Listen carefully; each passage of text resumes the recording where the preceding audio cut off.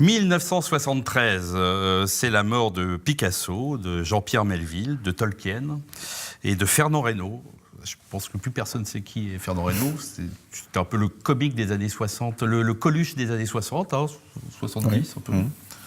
Non, écoutez, si vous tapez Fernand Reynaud, vous allez voir, il y a des sketchs. C'est un comique profondément français et bienveillant. Voilà.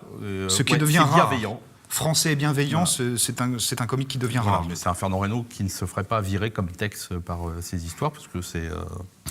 Donc 1973, c'est l'une des dernières années d'une France qui va aller de plus en plus mal avec la crise pétrolière. Mais c'est une France qui va découvrir un historien américain complètement inconnu qui sort un livre qui s'appelle « La France de Vichy ». Et ce livre va être une bombe, mais une bombe à fragmentation, car sa thèse va s'imprégner dans toutes les couches de la société française. Et au départ, Thomas, le livre va être très critiqué chez les historiens et les universitaires français. Le livre fait tout de suite polémique en France. Il fait tout de suite polémique en France parce que c'est un thème dont finalement les historiens français se sont peu emparés jusqu'à présent. Il y a eu un livre de Robert Aron en 1954 sur l'histoire de Vichy. Qui résume les deux thèses. Oui, alors il y a, en gros, au début des années 70, on est encore sur cette conception. On parle de la théorie du glaive et du bouclier. Pétain aurait été le bouclier en protégeant, comme il a pu, les Français du joug de l'occupant. Et puis De Gaulle a continué le combat, permettant à la France d'apparaître comme une puissance victorieuse en 1945. Et voilà, il y a cette idée d'un accord la thèse officielle, pratiquement tacite, qui est la thèse officielle. Et l'homme du 18 juin a été président de la République pendant 11 ans. Georges Pompidou lui-même ne souhaite pas tellement qu'on aborde ce sujet-là, qui divise les Français. Et donc Paxton, qui est un jeune historien qui a 40 ans à l'époque, il vit encore, il a dans les 85 ans, là il a 40 ans à l'époque, il a étudié en France, il fait, comme vous l'avez dit, sauter ce mythe. Donc il travaille à partir des archives américaines. Américaines et allemandes. Et allemandes, ce qui va lui être reproché par les historiens qui montrent qu'il y a une lacune dans ces sources, puisque les sources françaises sont peu exploitées. Donc lui, il fait sauter cette conception, cette mythologie de l'époque, en disant la politique de Vichy, la politique de collaboration, c'est un choix politique d'un État pratiquement souverain. C'est-à-dire que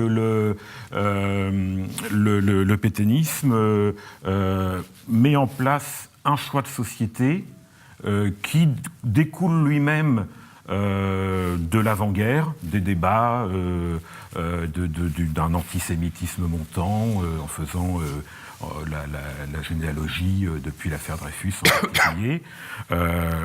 Et toute cette politique est soutenue par une opinion publique française, elle-même conquise à l'antisémitisme. Alors, effectivement, Robert Paxton fait du révisionnisme, ce qui est plutôt ça en histoire. Le problème, c'est que sa thèse elle va être rapidement récupérée par un grand nombre d'intellectuels, mais ensuite par les politiques. C'est-à-dire qu'on va d'une thèse historique expliquant que Vichy n'est pas le Vichy de Aron, on va en faire une accusation contre la France et contre toute l'idéologie française telle qu'elle a existé jusqu'à la guerre. Oui, c'est ça. À partir du livre de Paxton, va naître l'idée que Vichy incarne la France dans son essence, et donc si Vichy est le mal, la France est le mal. Et on a parlé sur ce plateau il y a quelques mois de l'idéologie française. Donc c'est 81, Bernard-Henri Lévy, la France, pays du national-socialisme par essence, Sternel 2 ans plus tard, 83. Également, l'antisémitisme est une idéologie française. Et donc va naître aussi, avec ça, la critique de l'assimilation à la française. Donc si la France n'a pas n'a pas protégé ces Juifs, ce qui en plus est une contre-vérité historique, c'est qu'elle n'est pas rentrée dans la société multiculturelle, dans la tolérance de personnalités, d'une diversité culturelle, mais qu'elle veut contraindre les autres à devenir le même. Parce que, effectivement, nous vivons encore aujourd'hui sur l'idée d'une France coupable.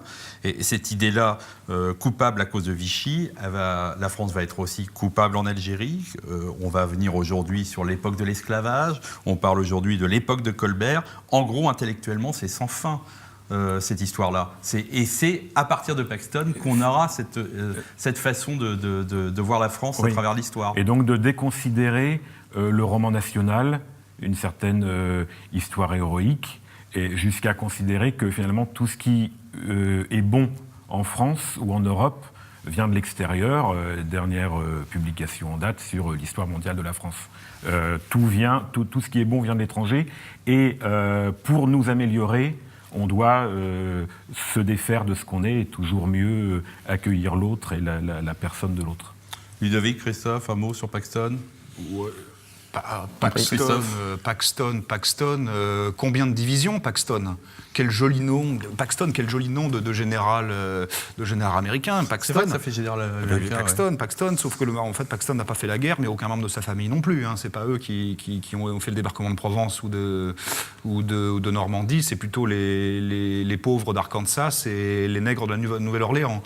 J'ai envie de redevenir un peu marxiste. Paxton, qui es-tu, d'où parles-tu ? En fait, c'est la grande bourgeoisie américaine je crois, de Virginie.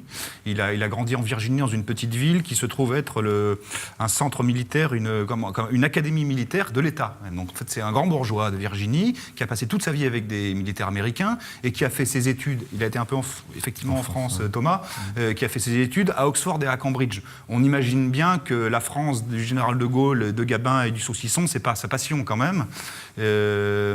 Alors, il y a une chose étrange, c'est que je crois que le sous-titre du livre, il est assez ambigu et bizarre. On dirait presque un titre de disque de groupe de rock anglais. C'est Old Guard and New Order, ce qui est assez ambigu. On ne sait pas très bien où il veut en venir. En fait, Paxton, il y a un côté terriblement anti-français. C'est un jeu de destruction. Où effectivement il rejette un peu le double jeu de la France, les ambiguïtés, etc.